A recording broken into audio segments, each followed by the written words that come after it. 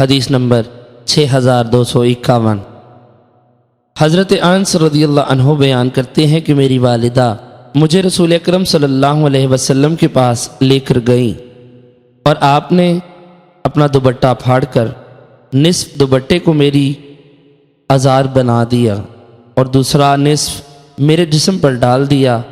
انہوں نے عرض کیا یا رسول اللہ، یہ انیس میرے بیٹے ہیں، میں ان کو آپ کے پاس لے کر آئی ہوں کہ یہ آپ کی خدمت کریں، پس آپ ان کے لیے دعا مانگیں۔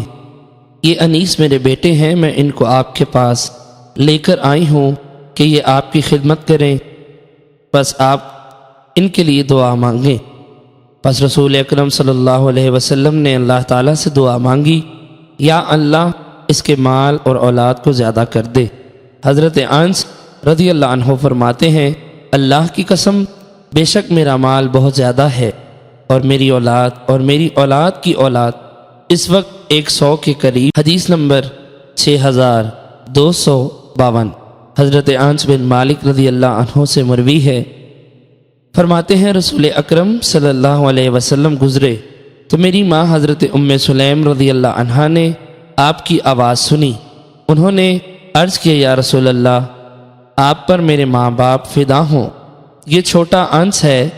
چنانچہ رسول اللہ صلی اللہ علیہ وسلم نے میرے لیے 3 دعائیں مانگی اور ان میں سے 2 کی قبولیت کو میں نے دنیا میں دیکھ لیا ہے اور مجھے تیسری بات کی آخرت میں امید ہے۔ حدیث نمبر 6253۔ حضرت انس رضی اللہ عنہ فرماتے ہیں رسول اکرم صلی اللہ علیہ وسلم میرے پاس تشریف لائے اور میں بچوں کے ساتھ کھیل کود رہا تھا۔ فرماتے ہیں آپ نے ہم لوگوں کو سلام اور مجھے کسی کام کے لیے بھیج دیا۔ والدہ کے پاس آنے میں تاخیر ہو گئی۔ جب میں آیا تو والدہ نے پوچھا دیر ہونے کا کیا سبب ہے؟ میں نے عرض کیا یا رسول اللہ، رسول اکرم صلی اللہ علیہ وسلم نے مجھے کسی کام سے بھیجا تھا۔ انہوں نے پوچھا کیا کام تھا؟ میں نے کہا یہ ایک راز ہے۔ انہوں نے کہا رسول اللہ صلی اللہ علیہ وسلم کا راز ہرگز کسی سے نہ بیان کرنا۔